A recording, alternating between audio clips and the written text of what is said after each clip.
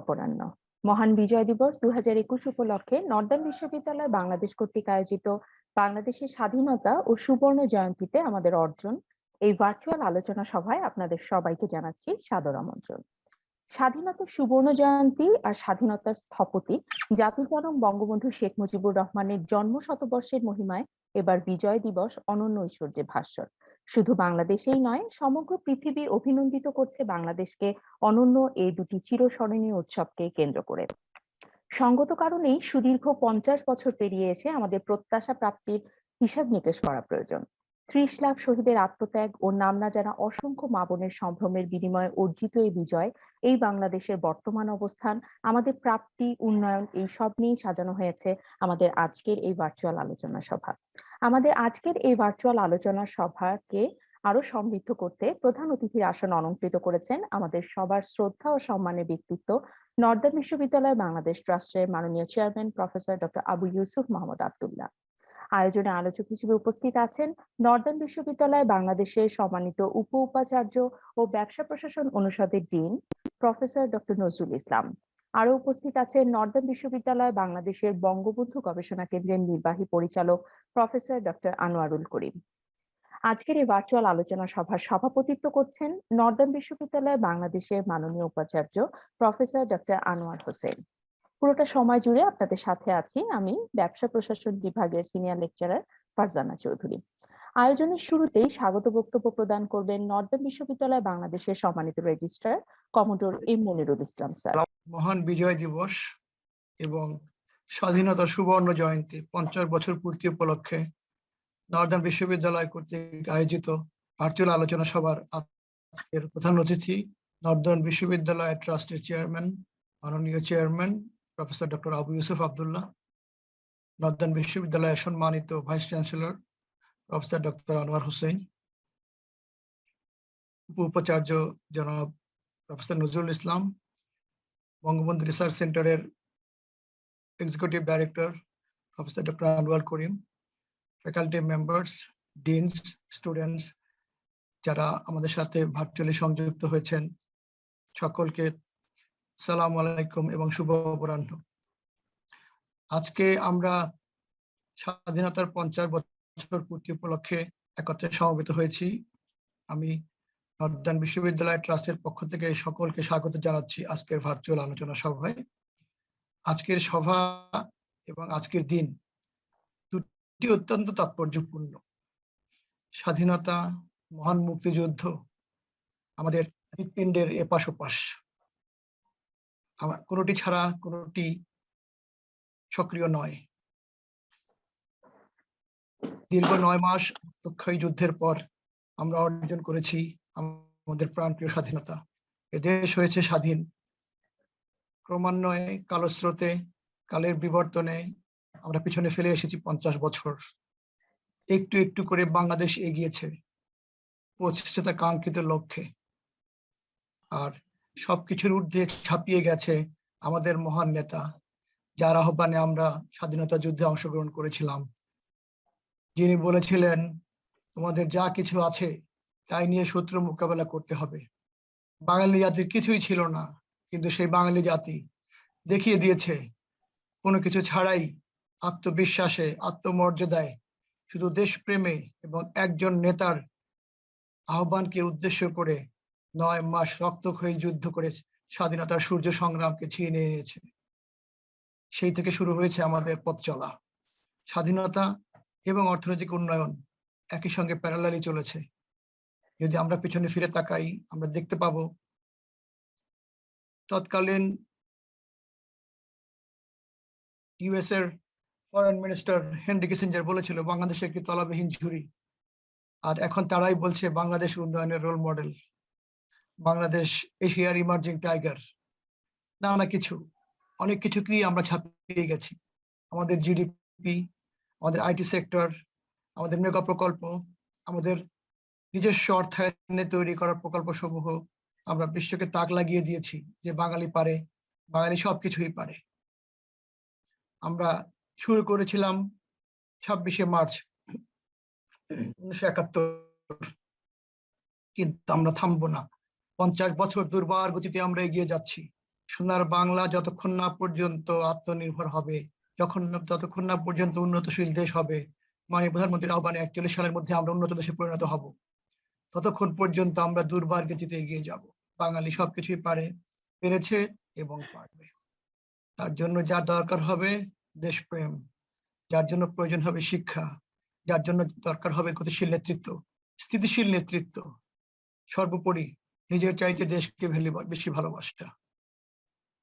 এই বিষয়ে আলোচনা করার জন্য আমাদের বিজ্ঞ আলোচকরা রয়েছেন, আমাদের স্টুডেন্টদের মধ্য থেকে আলোচনা করবেন। আমি সকলকে এই অনুষ্ঠানে আবারও স্বাগত জানিয়ে অনুষ্ঠানের সাফল্য কামনা করে পরবর্তী কার্যক্রম করার জন্য ফারজানা চৌধুরীকে বিনীত অনুরোধ করছি। সবাইকে ধন্যবাদ। আসসালামু আলাইকুম। অসংখ্য অসংখ্য ধন্যবাদ স্যার আপনার স্বাগত বক্তব্যের জন্য। এ পর্যায়ে আমরা বর্তমান প্রজন্মের কিছু শিক্ষার্থীদের কাছ থেকে স্বাধীনতা, মুক্তিযুদ্ধ, বিজয় এতটা বছর পর আমাদের অর্জনে এই সম্পর্কে জানতে চাই। নর্দার্ন বিশ্ববিদ্যালয় বাংলাদেশের বিভিন্ন বিভাগ থেকে মনোনীত কিছু শিক্ষার্থীদের কাছ থেকে আমরা এই সম্পর্কে সংক্ষিপ্ত বিবৃতি শুনব। প্রথমেই ডেকে নিচ্ছি ইংরেজি বিভাগের ছাত্র মোহাম্মদ সোহানুর রহমান সোহানকে। ধন্যবাদ ম্যাম। আসসালামু আলাইকুম সবাইকে। আজ থেকে 50 বছর আগে পরাধীনতার শৃঙ্খল ভেঙে বাঙালি জাতি তাদের কাঙ্ক্ষিত স্বাধীনতাটি অর্জন করেছিল। বিশ্বের মানচিত্রে জন্মলাভ করেছিল নতুন এক দেশ, বাংলাদেশ। স্বাধীনতা দিবস দিনটি বাঙালি জাতির সংগ্রাম মুখর জীবনের সর্বশ্রেষ্ঠ অর্জন। 1971 সালের 25শে মার্চ রাতে বাঙালির অবিসংবাদিত নেতা, সর্বকালের সর্বশ্রেষ্ঠ বাঙালি, স্বাধীন বাংলাদেশের স্থপতি বঙ্গবন্ধু শেখ মুজিবুর রহমান বাংলাদেশের স্বাধীনতা ঘোষণা করেন এবং তিনি স্বপ্ন দেখেছিলেন এক সোনার বাংলা গড়ার। তার সেই দেখানো পথে আজ স্বাধীন বাংলা হয়েছে সোনার বাংলা এবং এই বছর আমরা উদযাপন করছি স্বাধীনতার সুবর্ণ জয়ন্তী। আর এই স্বাধীনতার সুবর্ণ জয়ন্তী উপলক্ষে নর্দার্ন বিশ্ববিদ্যালয় বাংলাদেশ কর্তৃক আয়োজিত এই আলোচনায় উপস্থিত আমাদের প্রধান অতিথি, নর্দার্ন বিশ্ববিদ্যালয় বাংলাদেশ ট্রাস্টের সম্মানিত chairman professor doctor Abu Yusuf Mohammad Abdullah sir, আজকের অনুষ্ঠানের সভাপতি, নর্দার্ন বিশ্ববিদ্যালয় বাংলাদেশের সম্মানিত উপাচার্য professor doctor Anwar Hossain sir, Northern বিশ্ববিদ্যালয় বাংলাদেশের উপাচার্য অধ্যাপক doctor Nazrul Islam sir, Northern বিশ্ববিদ্যালয় বাংলাদেশের রেজিস্ট্রার কমোডর এম মুনিরুল ইসলাম স্যার, নর্দার্ন বিশ্ববিদ্যালয় বাংলাদেশের বঙ্গবন্ধু গবেষণা কেন্দ্রের নির্বাহী পরিচালক অধ্যাপক ডক্টর আনোয়ারুল করিম স্যার, আমার শ্রদ্ধেয় শিক্ষক শিক্ষিকা মণ্ডলী সহ উপস্থিত সকল সম্মানিত সুধীদের জানাই আমার সালাম, আসসালামু আলাইকুম এবং বিজয় দিবসের শুভেচ্ছা। 1757 সালে পলাশীর প্রান্তরে বাংলার স্বাধীনতার সূর্য অস্তমিত যাওয়ার পর দীর্ঘ 190 বছরে ব্রিটিশ ঔপনিবেশিক শাসন, শোষণ ও নির্যাতনের হাত থেকে 1947 সালে ভারতীয় উপমহাদেশের মানুষ মুক্তি পেলেও পূর্ব বাংলার বাঙালির উপর জেঁকে বসে নতুন জান্তা। ঔপনিবেশিক পাকিস্তানের পরাধীনতা শৃঙ্খলে আবদ্ধ বাঙালি জাতি শুরু থেকেই অধিকার আদায়ের আন্দোলনে নামে। পাকিস্তানের শৃঙ্খল ভেঙে বেরিয়ে আসতে ধাপে ধাপে আন্দোলন গড়ে ওঠে। মহান ভাষা আন্দোলন থেকে শুরু করে 54 যুক্তফ্রন্ট নির্বাচন, 62 শিক্ষা আন্দোলন, 6 দফা আন্দোলন, 69 গণ অভ্যুত্থান, 70 নির্বাচন সহ দীর্ঘ প্রায় 25 বছরের ধারাবাহিক আন্দোলনের মাধ্যমে জাতি 71 সালে এসে উপনীত হয়। আর বাঙালির এই সব আন্দোলনকে এগিয়ে নেওয়ার অগ্রণী ভূমিকা পালন করেন বঙ্গবন্ধু শেখ মুজিবুর রহমান। 7ই মার্চের ভাষণে তিনি বাঙালি জাতিকে বঙ্গবন্ধু মুক্তিযুদ্ধের জন্য প্রস্তুত থাকার চূড়ান্ত নির্দেশ দেন। বঙ্গবন্ধুর ডাকে সাড়া দিয়ে সর্বস্তরের মানুষ মুক্তিযুদ্ধের প্রস্তুতি নিতে থাকে। শুরু হয়ে যায় অসহযোগ আন্দোলন। এক পর্যায়ে 25শে মার্চ কাল রাত্রিতে পাকিস্তানি হানাদার বাহিনী আধুনিক অস্ত্র শস্ত্রে সজ্জিত হয়ে নিরস্ত্র বাঙালির ওপর আক্রমণ শুরু করে। অপারেশন সার্চলাইটের নামে শুরু করে নির্বিচারে গণহত্যা। এই গণহত্যা শুরু হওয়ার পরপরই 26শে মার্চের প্রথম প্রহরে বঙ্গবন্ধু বাঙালি জাতিকে পরাধীনতা শৃঙ্খল থেকে মুক্ত করতে বাংলাদেশের স্বাধীনতার ঘোষণা করেন এবং মুক্তিযুদ্ধে ঝাঁপিয়ে পড়ার আহ্বান জানান। এই ঘোষণায় বিশ্বের মানচিত্রের অভ্যুদয় ঘটে একটি স্বাধীন সার্বভৌম বাংলাদেশ রাষ্ট্রের। 1970 সালের নির্বাচনের আগে জাতির উদ্দেশ্যে দেওয়া এক ভাষণে শিক্ষা খাতের বিনিয়োগকে বঙ্গবন্ধু সর্বোৎকৃষ্ট বিনিয়োগ বলেছিলেন। স্বাধীনতার পর বঙ্গবন্ধুর শিক্ষা ভাবনার প্রতিফলন দেখা যায় রাষ্ট্রের বিভিন্ন পদক্ষেপে। বঙ্গবন্ধু শিক্ষানীতিতে সমাজ, শিক্ষা ও মানুষ একীভূত হয়েছিল 71-এর চেতনা, হাজার বছরের অর্জিত মূল্যবোধ, সামাজিক সংস্কার এবং আধুনিক জ্ঞানের বিশুদ্ধতায়। তিনি প্রধানমন্ত্রী হিসেবে দায়িত্ব নেওয়ার 3 দিন পর অর্থাৎ 1972 সালের 15 জানুয়ারি এক ঘোষণার মাধ্যমে 1971 সালের মার্চ থেকে ডিসেম্বরের সকল ছাত্রছাত্রীর বেতন মওকুফ করে দেন। পরবর্তীতে শিক্ষক কর্মচারীদের যুদ্ধকালীন 9 মাসের বকেয়া বেতনও তিনি পরিশোধ করেছিলেন। মুক্তিযুদ্ধের সময় সারা দেশে প্রায় 18,000 প্রাথমিক বিদ্যালয়, 6,000 উচ্চ মাধ্যমিক বিদ্যালয় ও মাদ্রাসা এবং 900 কলেজ ভবন ক্ষতিগ্রস্ত হয়েছিল। এই শিক্ষা ভবনগুলোর পুনর্নির্মাণ করে শিক্ষা উপযোগী করেছিলেন তৎকালীন সরকার। বঙ্গবন্ধু মনে করতেন যুদ্ধ বিধ্বস্ত বাংলাদেশের অর্থনীতি পুনরুদ্ধারের জন্য শিক্ষাই হবে সবচেয়ে সেরা বিনিয়োগ। এই জন্য তিনি শিক্ষা ব্যবস্থার সম্প্রসারণ, প্রাথমিক বিদ্যালয়ে বিনামূল্যে বই বিতরণ, মাধ্যমিক পর্যন্ত নারীদের অবৈতনিক শিক্ষা, ইসলাম ধর্মীয় শিক্ষা, মাদ্রাসা শিক্ষা বোর্ড গঠন সহ 11,000 প্রাথমিক বিদ্যালয় প্রতিষ্ঠা, 40,000 বিদ্যালয় সরকারিকরণ সহ নানামুখী পদক্ষেপ গ্রহণ করেন। নিরক্ষরতা দূরীকরণে জরুরি ভিত্তিতে 2.5 কোটি টাকা প্রদান করা ছিল বঙ্গবন্ধুর একটি সাহসী পদক্ষেপ।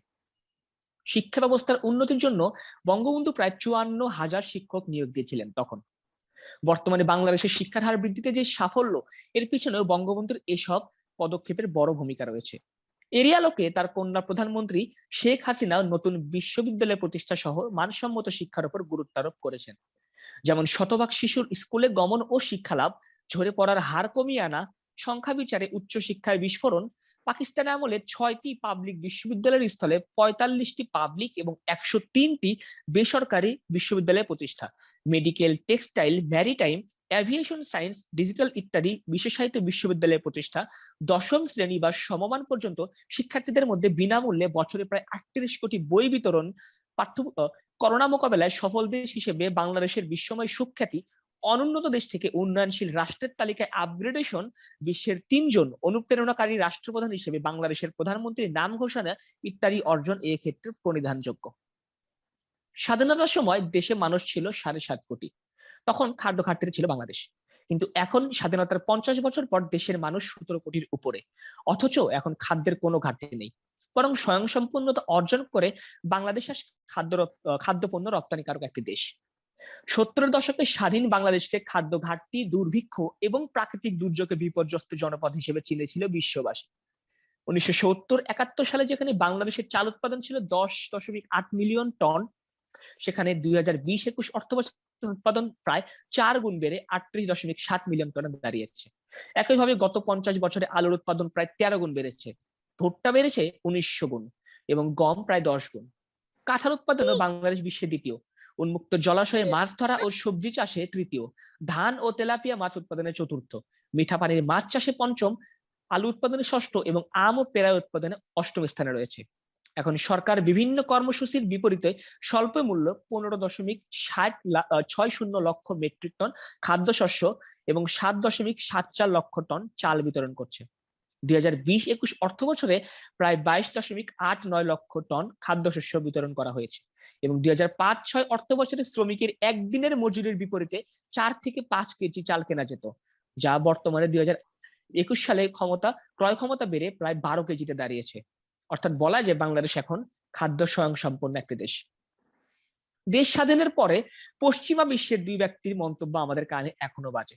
তা হলো, একটি তৎকালীন মার্কিন পররাষ্ট্রমন্ত্রী হেনরি কিসিঞ্জারের উক্তি ছিল এমন, বাংলাদেশ একটি তলাবিহীন ঝুড়ি, এবং আরেকটি ছিল অর্থনীতিবিদ J.R. পার্কিনসনের মন্তব্য যে যদি বাংলাদেশ কখনো উন্নতি করতে পারে তবে পৃথিবীর কোনো দেশই উন্নয়নে বাদ থাকবে না। আমরা স্বাধীনতার 50 বছর পরে সে কি দেখছি? দুজনই কিন্তু বাংলাদেশকে নিয়ে বাঁকা মন্তব্য করেছিলেন, কিন্তু 50 বছর পর বাংলাদেশ তাদের ওইসব বাঁকা মন্তব্যকে মিথ্যা প্রমাণ করে দিয়েছে এবং বাংলাদেশ এখন যেমন তলাবিহীন ঝুড়ি নয়, অর্থনৈতিকভাবে স্বাবলম্বী এবং উদীয়মান অর্থনীতির একটি দেশ, তেমনি গরিব দেশ থেকে উন্নয়নশীল দেশের কাতারে বাংলাদেশ। মহান স্বাধীনতার সুবর্ণ জয়ন্তীতে লাল সবুজের বাংলাদেশকে স্বল্পোন্নত থেকে উন্নয়নশীল দেশের মর্যাদায় উন্নয়নের সুপারিশ করেছে জাতিসংঘের সাধারণ পরিষদ।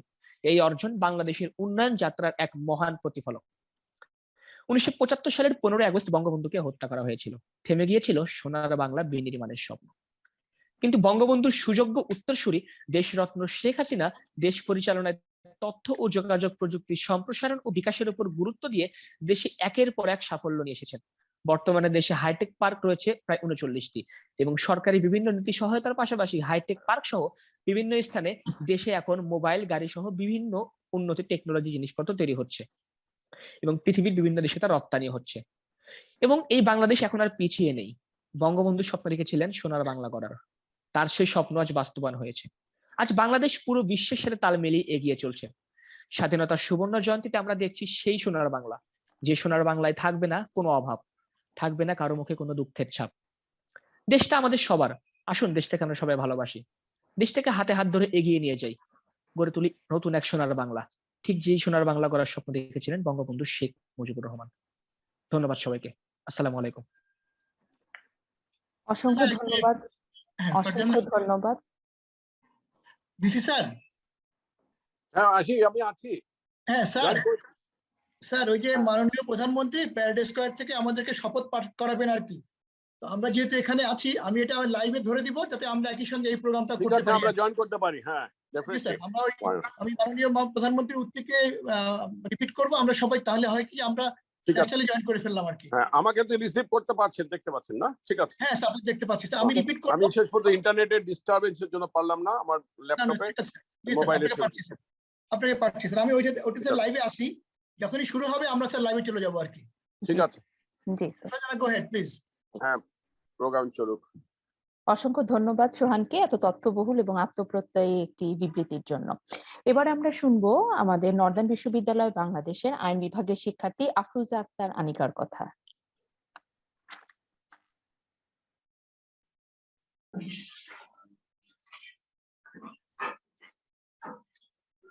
আমাকে শোনা যাচ্ছে ম্যাম? শোনা যাচ্ছে, শোনা যাচ্ছে। ধন্যবাদ। আসসালামু আলাইকুম, শুভ অপরাহ্ন। সবাইকে বিজয় দিবসের শুভেচ্ছা জানিয়ে শুরু করছি আমি আইন বিভাগের শিক্ষার্থী আফরোজা আক্তার আনিকা। ধন্যবাদ জ্ঞাপন করছি আমাদের আজকের এই অনুষ্ঠানের প্রধান অতিথি প্রফেসর ডক্টর আবু ইউসুফ মোহাম্মদ আব্দুল্লাহ, মাননীয় chairman Northern university Bangladesh trust, সম্মানিত সভাপতি প্রফেসর ডক্টর আনোয়ার হোসেন, উপাচার্য নর্দার্ন ইউনিভার্সিটি বাংলাদেশ, সম্মানিত উপ উপাচার্য অধ্যাপক ডক্টর নজরুল ইসলাম, সম্মানিত নির্বাহী পরিচালক বঙ্গবন্ধু গবেষণা কেন্দ্র অধ্যাপক ডক্টর আনোয়ারুল করিম এবং আমাদের সম্মানিত registrar sir commander M Monirul ইসলামকে এবং উপস্থিত সমস্ত শিক্ষক এবং শিক্ষিকাদের আমার বিনম্র শ্রদ্ধা। বাংলাদেশ তার উন্নয়ন অভিযাত্রার গৌরবময় অধ্যায় পার করছে। সমৃদ্ধির অগ্রযাত্রার বাংলাদেশ। নির্বাচনী ইস্তেহারটি যে এত স্বল্প সময়ে বাস্তবতা হয়ে ধরা দিবে তা কেই বা ভেবেছিল। বাংলাদেশ তার ইতিহাসের একের পর এক উন্নয়ন অর্জনে প্রতিনিয়ত গ্রহণ করেছে নানামুখী উন্নয়ন কৌশল। প্রধানমন্ত্রী শেখ হাসিনার ধারাবাহিক নেতৃত্বে একদিকে অর্থনৈতিক ও শিল্প খাতে দীর্ঘমেয়াদী ও টেকসই উন্নয়ন পরিকল্পনা গ্রহণ করা হচ্ছে, অন্যদিকে অবকাঠামো ও সামাজিক খাতে দ্রুত উন্নয়ন কর্মসূচি বাস্তবায়ন করা হচ্ছে। গত এক যুগে বাংলাদেশে একদিকে অর্থনৈতিক ক্ষেত্রে ধারাবাহিক প্রবৃদ্ধি অর্জন করেছে, অন্যদিকে উন্নয়ন এজেন্ডায় জনগণের অন্তর্ভুক্তিমূলক অংশগ্রহণের মাধ্যমে উন্নয়ন বিষয় হিসেবে আবির্ভূত হয়েছে। যুদ্ধবিধ্বস্ত বাংলাদেশের জাতির পিতা বঙ্গবন্ধু শেখ মুজিবুর রহমান শূন্য রিজার্ভ হাতে নিয়ে পথ চলা শুরু করে 719 কোটি টাকার প্রথম বাজেট উপস্থাপন করেছিলেন। আর আজ তার কন্যার হাত ধরে সেই বাজেট এখন 6,03,681 কোটি টাকায় দাঁড়িয়েছে। 2019-2020 অর্থ বছরে জিডিপি প্রবৃদ্ধি হয়েছে 8.15%, যা এশীয় প্রশান্ত সাগরীয় অঞ্চলের সর্বোচ্চ। কোভিড পূর্ব সময়কালে পর্যন্ত গত 5 বছরে জিডিপি প্রবৃদ্ধি হয়েছে 7%-এরও বেশি। একদিকে সরকার অর্থনৈতিক অবকাঠামোগত রূপান্তরের লক্ষ্য করছে নানামুখী উন্নয়ন প্রকল্প, অন্যদিকে অন্তর্ভুক্তিমূলক উন্নয়নের জন্য দারিদ্র্য ও বৈষম্য হ্রাসে সামাজিক নিরাপত্তা প্রতিনিয়ত বৃদ্ধি করা হচ্ছে। বৃহৎ উন্নয়ন কর্মসূচির পাশাপাশি একযোগে পরিচালিত হচ্ছে সমাজের পিছিয়ে পড়া, দুস্থ, অসহায় ও ছিন্নমূল মানুষের মৌলিক চাহিদা পূরণের নানামুখী কর্মসূচি। প্রধানমন্ত্রীর উন্নয়ন ভাবনার অন্তর্ভুক্তিমূলক চেতনা থেকে গ্রহণ করা হচ্ছে আশ্রয় প্রকল্প। বাংলাদেশের গৃহহীন ভূমিহীন মানুষের আবাসন নিশ্চিতকল্পে বঙ্গবন্ধু কন্যা শেখ হাসিনার অন্যতম উদ্ভাবন হচ্ছে আশ্রয় প্রকল্প। একটি ঘর একটি ছিন্নমূল পরিবারের দারিদ্র হ্রাস সহ সামাজিক ও অর্থনৈতিক উন্নয়নের সবচেয়ে গুরুত্বপূর্ণ হাতিয়ার এটি আজ প্রমাণিত। প্রতিটি নিরাপদ গৃহ পরিবারের সকলকে করে তোলে আস্থাবান, প্রত্যয়ী ও ভবিষ্যৎ ও বর্তমানের পরিকল্পনা প্রণয়ন ও বাস্তবায়নে উদ্যোগী। মুজিব বর্ষে এসে দ্রুততম সময়ে গৃহহীন ও ভূমিহীন মানুষকে গৃহ প্রদানের মাধ্যমে জাতির পিতা সূচিত গৃহায়ন কর্মসূচিকে তিনি নতুন রূপে উপস্থাপন করেন। জাতির সামনে আশ্রয়ন 2 প্রকল্পকে অধিকতর যুগোপযোগী ও টেকসই করার লক্ষ্যে বঙ্গবন্ধু কন্যা শেখ হাসিনা নতুন ডিজাইনের গৃহ নির্মাণের উদ্যোগ গ্রহণ করেন। এই লক্ষ্যে 23 জানুয়ারি 2021 সালে তিনি প্রথম পর্যায়ে 69,904 পরিবারের মালিকানা সত্ত্বসহ গৃহ প্রদান করেন এবং দ্বিতীয় পর্যায়ে 20 জুন 2021 সালে 53,000-এর অধিক পরিবারকে অনুরূপভাবে গৃহ প্রদান করেন। একই সঙ্গে এই বিপুল সংখ্যক পরিবারকে গৃহ প্রদানের ঘটনা পৃথিবীতে আর কোনো দেশে সম্ভব হয়নি। এছাড়াও অনগ্রসর ও সমাজে অবহেলিত বিভিন্ন সম্প্রদায়কেও এই মূলধারার সংযুক্ত করার জন্য আশ্রয়ন প্রকল্পের আওতায় বিশেষ কার্যক্রম গ্রহণ করা হচ্ছে। এই দীর্ঘ 50 বছর পর বাংলাদেশের অবকাঠামোগত উন্নয়ন এখন দৃশ্যমান। প্রত্যন্ত অঞ্চলেও এখন যোগাযোগ ব্যবস্থা এসেছে আমূল পরিবর্তন। সঙ্গে মাঝারি থেকে মেঘা প্রকল্পগুলো আজও কাজে এগিয়ে চলছে দ্রুত গতিতে। বদলে যাচ্ছে বাংলাদেশ, বড় হচ্ছে দেশের অর্থনীতি। আর এই বদলে যাওয়ার পেছনে সবচেয়ে বড় ভূমিকা রয়েছে দেশের অবকাঠামোর উন্নয়নের। গেল 1 দশকে বর্তমান সরকারের নেওয়া প্রকল্পগুলো বদলে দিয়েছে বাংলাদেশকে। আওয়ামী লীগ ক্ষমতা গ্রহণের পর সড়ক, যোগাযোগ, গ্রামীণ অবকাঠামো, বিদ্যুৎ সহ বিভিন্ন খাতে মেগা প্রকল্প গ্রহণ করেছে। এই প্রকল্প বাস্তবায়নের মধ্য দিয়ে সারা দেশে আর্থসামাজিক অবস্থার ব্যাপক উন্নয়ন ঘটেছে। পদ্মা সেতু, মেট্রো রেল, এক্সপ্রেসওয়ে, বিআরটিসি প্রকল্প, রূপপুর পারমাণবিক বিদ্যুৎ কেন্দ্র ও কর্ণফুলী টানেল, মাতারবাড়ি গভীর সমুদ্র বন্দর সহ চলমান বেশ কয়েকটি মেগা প্রকল্পগুলো বাস্তবায়ন হলে অর্থনীতির চাকা আরো গতিশীল হবে বলে মনে করেন আমাদের পরিকল্পনামন্ত্রী। গেল 1 দশকে অবকাঠামো খাতে বাংলাদেশের উন্নয়ন বেশ প্রশংসা কুড়িয়েছে সারা বিশ্বে। বাংলাদেশের ইনস্টিটিউট অফ প্ল্যানার্স এর সভাপতি ডক্টর আক্তার মাহমুদ বলেন, বাংলাদেশে গত 50 বছরে যোগাযোগ অবকাঠামো ক্ষেত্রে যেসব অর্জন আছে তেমনি বেশ কিছু চ্যালেঞ্জের সম্মুখীনও আমরা হয়েছিলাম। 1 দশকে গ্রামীণ রাস্তাঘাট, সেতু, কালভার্ট নির্মাণের কারণে গ্রামীণ অর্থনীতিতে বড় ধরনের ইতিবাচক পড়েছে বলে তিনি মনে করেন। এছাড়াও তিনি আরো বলেন, 87,000 গ্রামের মধ্যে প্রায় 70,000 গ্রামের যোগাযোগ ব্যবস্থা আছে। তবে বেশ কিছু গ্রাম আছে যেখানে যোগাযোগ ব্যবস্থা এখনো যায়নি। তবে বর্তমান সরকারের যেই আমার গ্রাম আমার শহর এই প্রকল্পটি রয়েছে সেখানে এই পরিকল্পনাটি গ্রহণ করা হয়েছে। বাংলাদেশ গত 5 দশকে অর্থনৈতিক উন্নয়নে বেশ কিছু উল্লেখযোগ্য অগ্রগতি সাধন করেছে। বাংলাদেশের অর্থনৈতিক প্রবৃদ্ধির বেশিরভাগ অংশই ছিল রপ্তানি। 2001 সাল থেকে বাংলাদেশ রপ্তানি বার্ষিক গড় বৃদ্ধির হার প্রায় 11% রেকর্ড করেছে। বাংলাদেশ সরকার 2021-22 অর্থ বছরে 51 বিলিয়ন মার্কিন ডলার রপ্তানির লক্ষ্যমাত্রা নির্ধারণ করেছে। বাংলাদেশ তার রপ্তানি বৃদ্ধির জন্য তৈরি পোশাকের উপর ব্যাপকভাবে নির্ভর করে, যা পণ্য রপ্তানির প্রায় 84%। পণ্য রপ্তানিতে 3 দশক ধরে ছড়ি ঘোরাচ্ছে এই তৈরি পোশাক শিল্প। বিদায়ী 2020-2021 অর্থ বছরে 3,876 কোটি ডলারের পণ্য রপ্তানি আয় হয়েছে। তার মধ্যে তৈরি পোশাক রপ্তানি থেকেই এসেছে 81% বা 3,146 ডলার। ফলে চট্টগ্রাম বন্দর দিয়ে পণ্যবাহী কন্টেইনারের সিংহভাগই তৈরি পোশাকের, এবং পণ্যবাহী কন্টেইনার পরিবহন বাড়লে পাল্লা দিয়ে পোশাক রপ্তানিও বাড়ে। আমাদের কয়েকজন পোশাক রপ্তানিকারক জানান, ইউরোপ ও আমেরিকায় করোনা পরিস্থিতি স্বাভাবিক হওয়ায় পণ্যের চাহিদা হঠাৎ বেড়ে যায় এবং সেজন্য শীত এবং বড়দিনের পোশাকে প্রচুর ক্রয়াদেশ পেয়েছে কারখানাগুলো। আমরা দেখি করোনার প্রথম ধাক্কায় পোশাক রপ্তানি ব্যাপকভাবে কমলেও আবার ঘুরে দাঁড়িয়েছি। গত জুনের শেষ হওয়া অর্থ বছরে 3,145 কোটি ডলারের পোশাক রপ্তানি হয়েছে, যা আগের বছরের চেয়ে 12.5% বেশি। চলতি অর্থ বছরেও ভালো রপ্তানি আশা করেছেন রপ্তানিকারকেরা এবং বাংলাদেশ তার রপ্তানি বৈচিত্র্য আনতে এবং মূল্য শৃঙ্খল এগিয়ে নিয়ে যাওয়ার জন্য ভালো অবস্থানে রয়েছে। সবাইকে ধন্যবাদ জানিয়ে আমি শেষ করছি আজকে এখানে। ধন্যবাদ সবাইকে। আসসালামু আলাইকুম। ধন্যবাদ আনিকা। সর্বশেষে অনুরোধ করছি ব্যবসা প্রশাসন বিভাগের লামিয়া আক্তারকে তার সংক্ষিপ্ত বিবৃতির জন্য।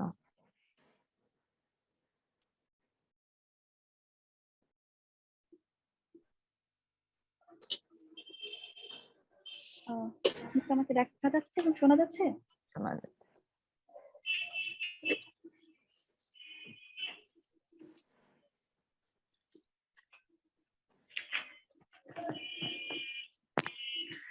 আসসালামু আলাইকুম, শুভ অপরাহ্ন।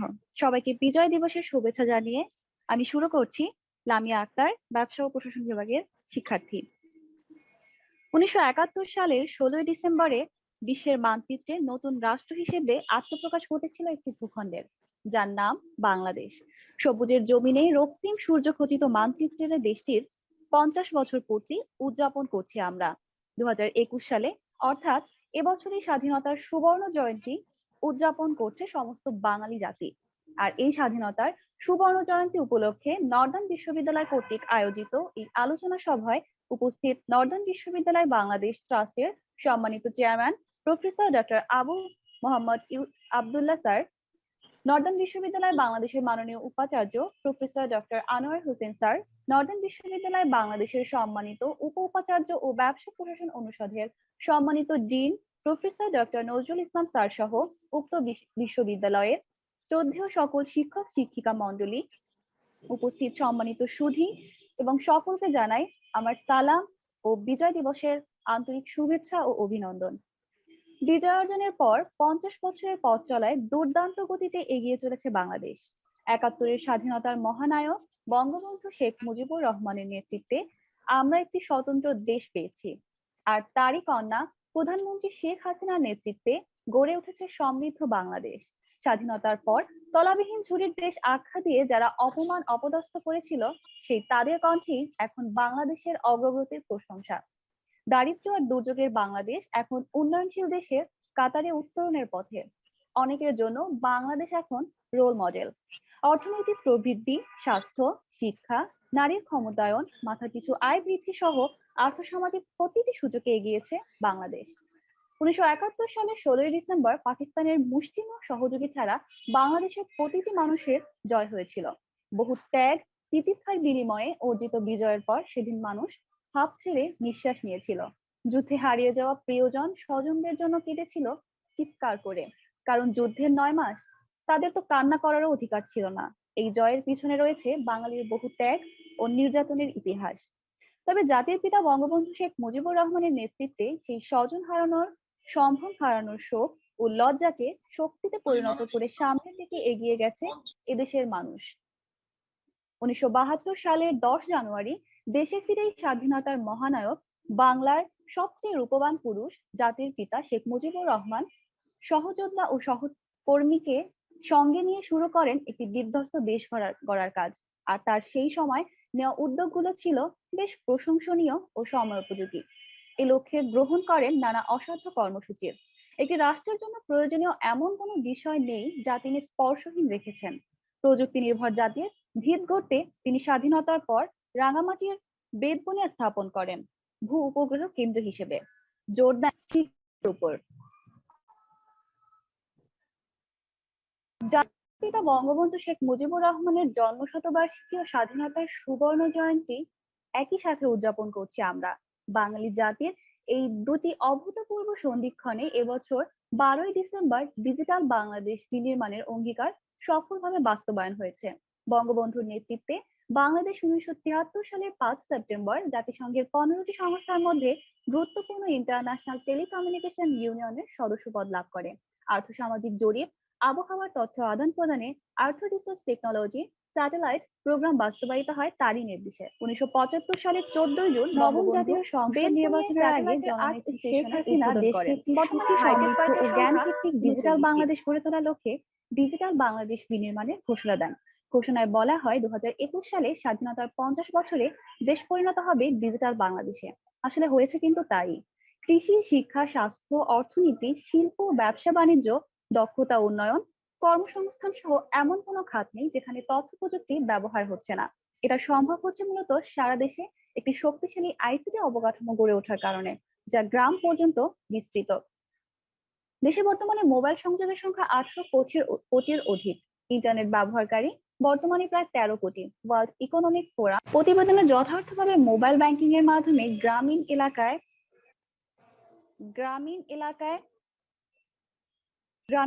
আর্থসামাজিক ব্যবধান কমিয়ে আনার কথা বলা হয়েছে। বাস্তবেও দেখা যাচ্ছে তথ্য প্রযুক্তির ব্যবহার করে আর্থিক সেবায় মানুষের অন্তর্ভুক্তি রীতিমতো বিস্ময়কর। Online banking, electronic money transfer, ATM card ব্যবহার, শুধু ক্যাশলেস সোসাইটি গড়া সহ ই গভর্নমেন্ট প্রতিষ্ঠায় ভূমিকা রাখছে তা নয়, ই কমার্সেরও ব্যাপক প্রসার ঘটাচ্ছে। বিশ্বের 194টি দেশের সাইবার নিরাপত্তায় গৃহীত আইনি ব্যবস্থা, প্রযুক্তিগত দক্ষতা, সাংগঠনিক ব্যবস্থা, সক্ষমতা বৃদ্ধি এবং পারস্পরিক সহযোগিতার উপর ভিত্তি করে তৈরি করা সূচকে বাংলাদেশ আইটিইউতে 53তম স্থানে এবং এনসিএসআই জাতীয় সাইবার নিরাপত্তাকে 60তম স্থানে অবস্থান করেছে, যার ফলে দক্ষিণ এশিয়া ও সার্কে বাংলাদেশের অবস্থান প্রথম।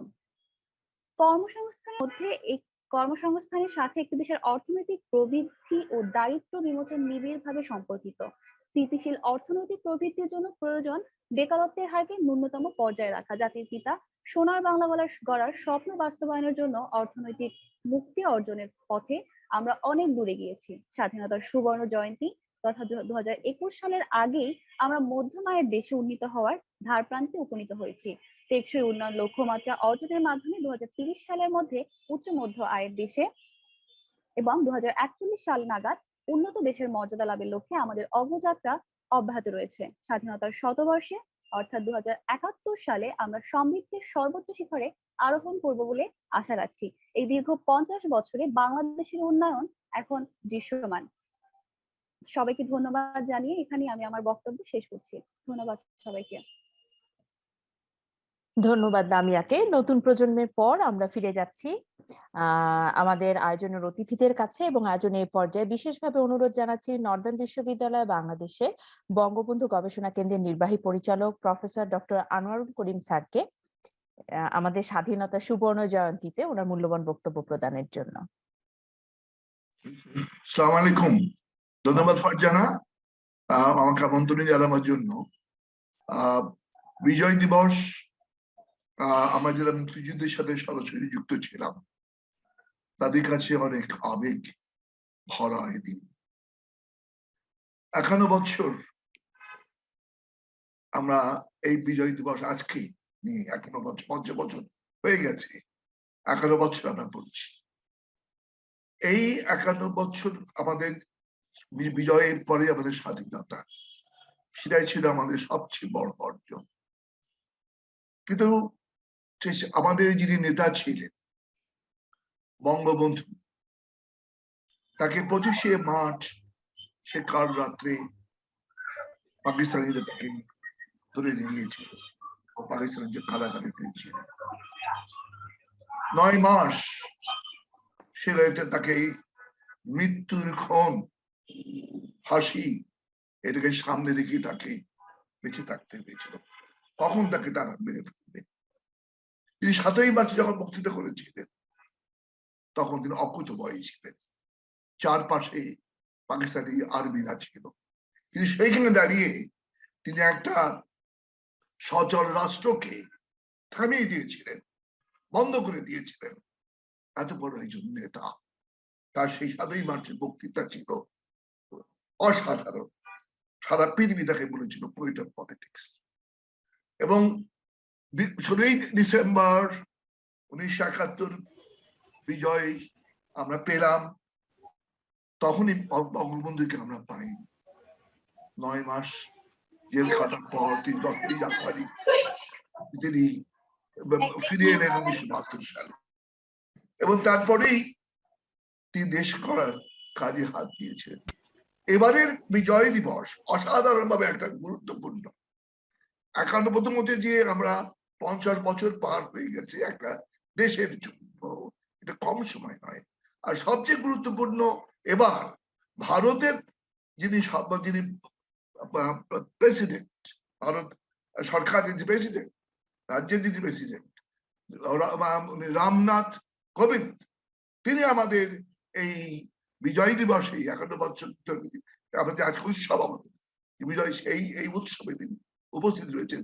তিনি তাদের যে অবদান ছিল একসময় আমাদের স্বাধীনতায়, আমরা আজকের দিন আমরা ইন্দিরা গান্ধীর কথা মনে করছি। সে সময় তিনি ভারতের প্রধানমন্ত্রী ছিলেন। তিনি ভারতের বাংলাদেশের জন্য তিনি অনেক সহযোগিতা করেছেন। আমাদের লক্ষ লক্ষ আমাদের যারা দেশের মানুষ পাকিস্তানিদের হাতে নির্যাতিত হয়েছিল তারা সবে আশ্রয় নিয়েছিল ভারতে গিয়ে। এবং তারপরে যখন বঙ্গবন্ধু জেলে ছিলেন তিনি চেষ্টা করেছিলেন ভারতের। আমি নিজে খুলনাতে একটা গ্রামে ছিলাম মুক্তিযোদ্ধাদের সাথে, সেই সময় ভারতের সেনাবাহিনীরা ওই গ্রামে এসেছিল। আমি দেখেছি সেখানে তাদের যে অবদান, অনেক ভারতীয় সৈন্য সেদিন নিহত হয়েছিল। আজকের এই বিজয় দিনে আমাদের 30 লক্ষ শহীদদের কথা যেমন আমরা মনে করছি, শ্রদ্ধা করছি, তাদের মাগফিরাত কামনা করছি, সেই একই ভাবে সে ভারতের সৈন্যরা যারা আমাদের পাশে এসে দাঁড়িয়ে মৃত্যুবরণ করেছিলেন তাদের কথাও আজ আমরা স্মরণ করছি শ্রদ্ধার সাথে। ভারত আমাদের প্রতিবেশী রাষ্ট্র, আমাদের বন্ধু রাষ্ট্র, আমাদের পাশে এসে দাঁড়িয়েছেন, এটা আমাদের জন্য একটা বড় পাওয়া। আমাদের ভারতের ভারতের মাননীয় প্রেসিডেন্টকে আমরা কৃতজ্ঞতা জানাই। আমি বঙ্গবন্ধু রিসার্চ সেন্টার থেকে আমরা ইতিমধ্যেই অনেক কাজ করে ফেলেছি। আমরা দুটো বড় বই প্রকাশ করেছি, একটা দি ব্যারেল অফ দ্য প্যাট্রিয়ট আর একটি প্রাক-বিজয়ী বঙ্গবন্ধু বঙ্গগীতি। আমরা আজকে এত কথা বলা যাবে না, সুতরাং আমি সংক্ষিপ্ত করে কথা বলবো। আমরা বড় লেখা আমি ইতিমধ্যেই ডেইলি ইন্ডাস্ট্রি আজকে তারা বের করেছে, আবার পুরো এক পাতা ভরা, আবার অর্ধেক কিছু কম এক পেজে তারা চেপেছেন। সেইখানে আমি পুরো আমাদের 51st victory day and our liberation ওয়ারের উপর লিখেছি। আমি এখন যেটা বলতে চাচ্ছি, আমাদের এই বিজয় দিবস একদিকে আছে আনন্দের, আমাদের অফুরন্ত আনন্দ, আবার আছে কষ্ট, দুঃখ, বেদনা। আমরা যাদেরকে হারিয়েছি, আমাদের স্বজনকে হারিয়েছি, আমি আমার নিজের আত্মীয়দেরকে হারিয়েছি, তো এই যারা হারিয়েছে শুধু তাদের বলতে কষ্ট যাবে না। আবার এই বিজয় দিবসের পরেই যে আমাদের স্বাধীনতা অর্জন করলাম, স্বাধীনতা অর্জন করে বঙ্গবন্ধু ফিরে এলেন, দেশ গড়ার কাজে হাত দিলেন। আমি বললাম আমার মাননীয় সভাপতি, আমার প্রাণের মানুষ, আমি তাকে আমি প্রাণ দিয়ে ভালোবাসি। তিনি আজকে সভাপতিত্ব করছেন, আমাদের মাননীয় প্রধান অতিথি আমাদের প্রফেসর আবু ইউসুফ আব্দুল্লাহ, একজন কবি, গবেষক, এবং সাথে সাথে আমি বাঙালি সংগঠক। আর ভাইস চ্যান্সেলর স্যার আমি মনে উনি সমাজ বিজ্ঞানী, আবার ম্যানেজমেন্ট অথরিটি। এখানে আমাদের একজন ডাইরেক্ট পেয়েছে আমাদের ডক্টর নজরুল ইসলাম, প্রফেসর নজরুল ইসলাম। আমি তাদের সামনে রেখে বলছি যে কথাগুলো বলছি স্যার, আমরা আবেগপ্রবণ হয়ে যাই, কারণ আমি টার্গেটেড লোক ছিলাম। সে যাক, আমি এখন যেটা বলতে চাচ্ছি স্যার, যে একদিকে আনন্দ, আজকে আমরা একসাথে শপথ দিলাম, আমাদের ভারতের প্রেসিডেন্ট একই সাথে আমরা মাননীয় প্রধানমন্ত্রী আমাদেরকে যুক্ত করে দিলেন। আমি বলতে চাচ্ছি এই যে আনন্দের সাথে বিশ্বাস, সবচেয়ে বড় কষ্ট ছিল বঙ্গবন্ধুর মৃত্যু। 75 সালেই তাকে মৃত্যু, তার শহীদ হতে হলো তার পরিবারের অধিকাংশ সবাইকে নিয়ে। এত বড় দুঃসময়, এত বড় সংকট, স্বাধীন শিশু রাষ্ট্র বাংলাদেশ তাকে অতিক্রম করতে হয়েছিল। বঙ্গবন্ধু শহীদ হলেন তার পরিবার বর্গকে নিয়ে, আর আল্লাহর রহমত ছিল যে সেই সময় যারা এই দেশটাকে ছিন্ন ভিন্ন করতে চেয়েছিল, দেশ যখন সেনাবাহিনীর হাতে চলে গেল, সাবরমতী শিক্ষা তারপরেই আমরা যে দুঃসময় কাটাবার পরেই আল্লাহর রহমত আমাদের কাছে চলে আসলো। মাননীয় প্রধানমন্ত্রী, বর্তমান প্রধানমন্ত্রী, তিনি নির্বাচিত হয়ে আবার তার পিতার রেখে যাওয়া সেই দায়িত্বকে তিনি নিয়ে নিলেন নিজের হাতে। তার স্বপ্নকে তিনি এগিয়ে নিয়ে চলেছেন, এবং তিনি আছে মানবতার মা হয়েছেন, রোহিঙ্গাদের আশ্রয় দিয়ে মানবতার মা হয়েছেন পৃথিবীর কাছে। তিনি আমরা আরো দেখেছি আজকে দেশকে তিনি এগিয়ে নিয়ে যাচ্ছেন অর্থনৈতিক দিক দিয়ে, আমাদের বা এই কালচারের দিক দিয়ে সর্বদিক দিয়ে আমাদের সাস্টেনেবল ডেভেলপমেন্ট যেটা বলা যায়, আজকে পৃথিবী স্বীকার করছে যে আমরা বাংলাদেশ পিছিয়ে নেই। ওই যে সেই যেটা বলা হয়েছিল যে তুলিবিন যে বাংলাদেশ ছিল যে তলাহীন ঝুড়ি, না, বাংলাদেশকে বঙ্গবন্ধু দেখেছিলেন একটা পৃথিবীর মধ্যে শক্তিশালী একটা রাষ্ট্র। সেই পথে আমরা এগিয়ে যাচ্ছি। আমি জানি আমার আজকে এই বিজয় দিবস, আজকে এই স্বাধীনতা আমাদের তরুণ প্রজন্মদের কাছে তুলে দিতে চাই। তারা যদি এগিয়ে না আসে, তারা যদি এই দেশের দায়িত্ব না নেয়, বঙ্গবন্ধুর আদর্শ বাস্তবায়িত হবে না। প্রধানমন্ত্রী সেই কাজই করেছেন, এদেশের তরুণদেরকে তিনি সেইভাবে এগিয়ে যাচ্ছেন। আমরা চাই যে মুক্তিযুদ্ধের ইতিহাস, আমাদের স্বাধীনতার ইতিহাস, আমাদের বুদ্ধিজীবীদের আত্মত্যাগ সব আজকে আমাদের ইউনিভার্সিটিতে, আমাদের স্কুল কলেজে পাঠানো হোক। আমি আমার বক্তব্য দীর্ঘ করবো না। আমি বলতে চাই যে আমাদের এখনো বঙ্গবন্ধু বেঁচে আছেন, এখনো শহীদরা বেঁচে আছেন। আমরা মুসলমান, আল্লাহ বলেছেন কোরআন শরীফে, যারা আল্লাহর রাস্তায় শহীদ হয় তাদেরকে মৃত বলো না, তারা জীবিত, তাদেরকে রিজিক দেওয়া হয়। আমি মনে করি বঙ্গবন্ধু বেঁচে আছেন এবং আমার ভালো লাগছে, আমি সাহিত্যের ছাত্র, ইংরেজি বাংলা দুটোই আমার জানা। আমার সেই রবীন্দ্রনাথের গানের কথা মনে পড়ছে। সেই গানটি রবীন্দ্রনাথ স্বপ্ন দেখেছিলেন সেই ভবিষ্যৎ বাংলার, সেই মহানায়ক, সেই স্থপতি তিনি গাইলেন ওই মহামানব আসে, দিকে দিকে রোমাঞ্চ লাগে, মর্তধুধির ঘাসে ঘাসে, সুরলোকে বেজে ওঠে শঙ্খ, নরলোকে বাজে জয় ডঙ্ক, এলো মহাজন্মের লগ্ন। আমরা নজরুলের কথা জানি, তিনিও আমাদের জাতীয় কবি, তিনিও স্বপ্ন দেখেছিলেন সমস্ত ভারতবর্ষের স্বাধীনতার। তিনি কবি হিসেবে স্বপ্ন দেখেছিলেন। নেতাজি সুভাষ বসু তাকে সম্মান দিয়েছিলেন, দেশবন্ধু চিত্তরঞ্জন তাকে সম্মান দিয়েছিলেন। তিনি যে কবিতা লিখেছিলেন, সেই কবিতার মধ্যে একটা শব্দ ছিল জয় বাংলার জয়। বঙ্গবন্ধু সেই জয় বাংলার কি সামনে নিয়ে গিয়েছেন। বঙ্গবন্ধু তাকেই বুকে ধারণ করেছিলেন যে নজরুল ভারতের তখন বঙ্গ ফিরিয়ে নিয়ে এসছেন। এবং শুধু নজরুলই নয়, জীবনানন্দ দাশের কথা আমাদের মনে পড়ে, তিনি রূপসী বাংলার কথা বলেছিলেন। এবং তারপরে শুধু আমি বলতে চাই যে সুকান্তের কথা আমরা ভুলিনি। তিনি সেই ছোট অল্প বয়সেই তিনি স্বপ্ন দেখেছিলেন বাংলাদেশে, বলেছিলেন শেষ করবো আমি, হিমালয় থেকে সুন্দরবন, হঠাৎ বাংলাদেশ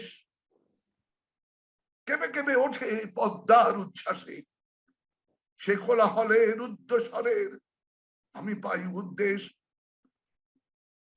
জলে ও মাটিতে ভাঙনের বেগ আসে,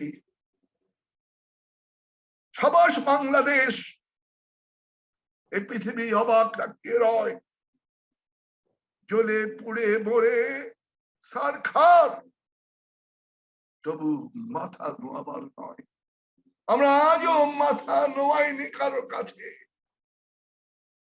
যে সংকটে পড়েছিলাম আমরা, তার থেকে আমরা বেরিয়ে এসেছি। আল্লাহর রহমত আছে আমার উপরে। যারা বঙ্গবন্ধুকে হত্যা করেছিল তারা নিশ্চিহ্ন হয়েছে। এদেশ এখন শত্রু মুক্ত। আমরা তুলে দিয়েছি আমাদের তরুণদের হাতে। আমি শেষ করবো একটি কথায়, সে কথাটি হচ্ছে এই মুক্তিযুদ্ধে অনেক মায়েরা তাদের খোকাদের হারিয়েছে, ছেলেদের হারিয়েছে। এই বিজয়ী দিবসে এখনো অনেক মা রয়েছে যারা মনে করে যে তার সন্তান বেঁচে আছে, সে গ্রামে, সেই রাস্তা পথে, রেল লাইনের ধারে সেই মা তাকিয়ে থাকেন তার দিকে, খোকা ফিরবে কি ফিরবে না।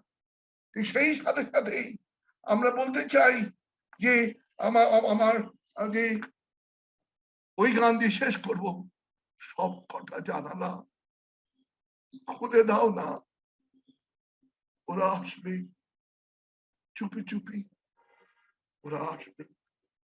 আজকে এই খুশির দিনে আমাদের চোখে অশ্রু কেন?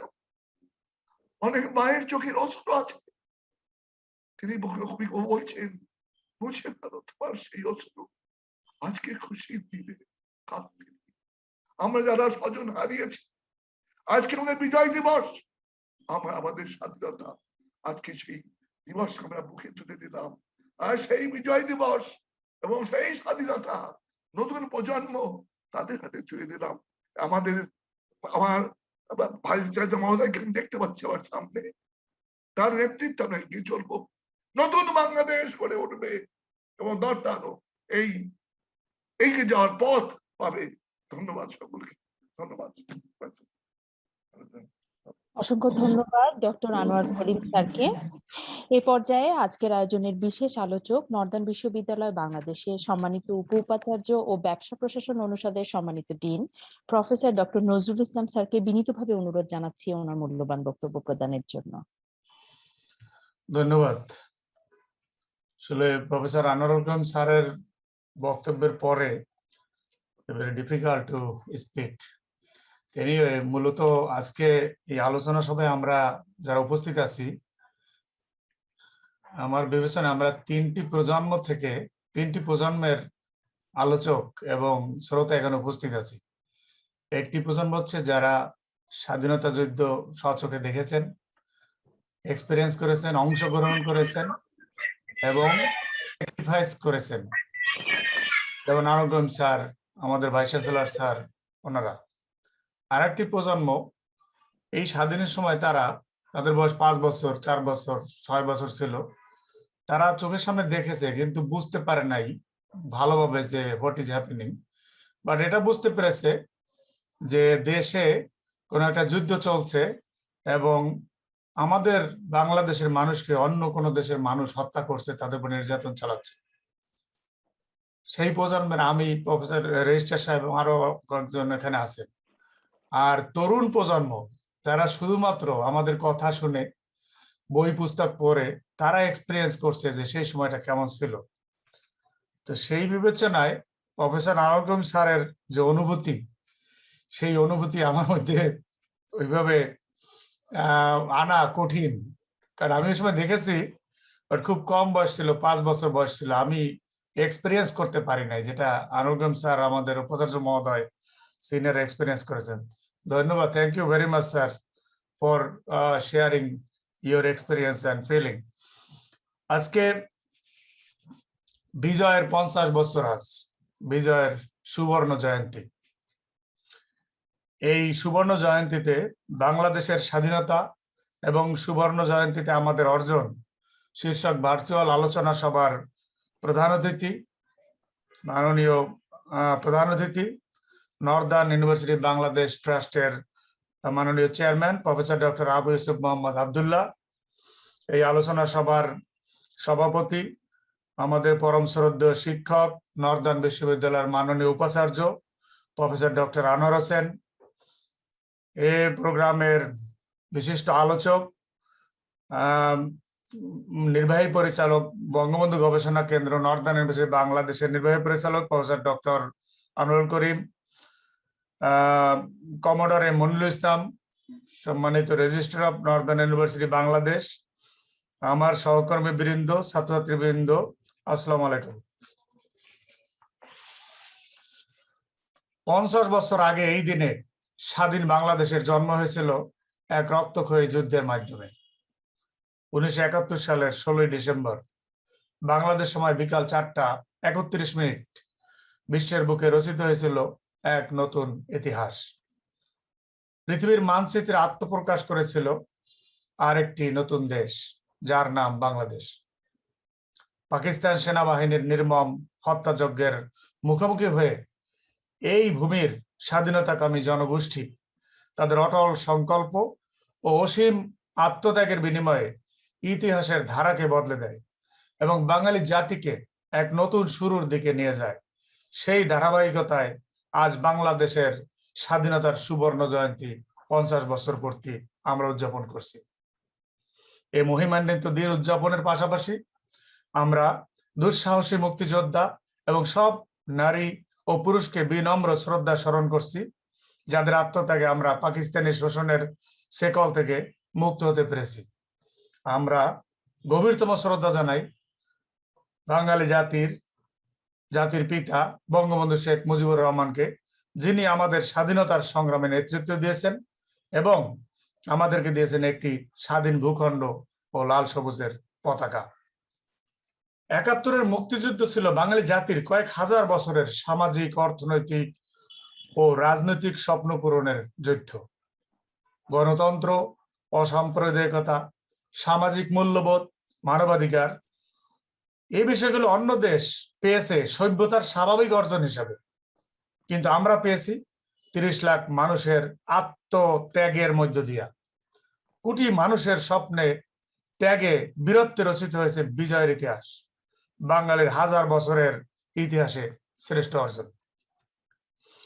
গত 50 বছরে অনেক স্বপ্ন পূরণ হয়েছে, তবে এখনো অনেক কিছু বাকি আছে।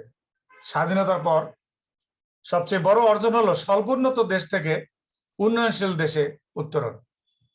2021 সালের 26শে ফেব্রুয়ারি জাতিসংঘের উন্নয়ন নীতির UNCDP চূড়ান্ত সুপারিশের পর বাংলাদেশ একটি উন্নয়নশীল দেশে স্নাতক হওয়ার যোগ্যতা অর্জন করে।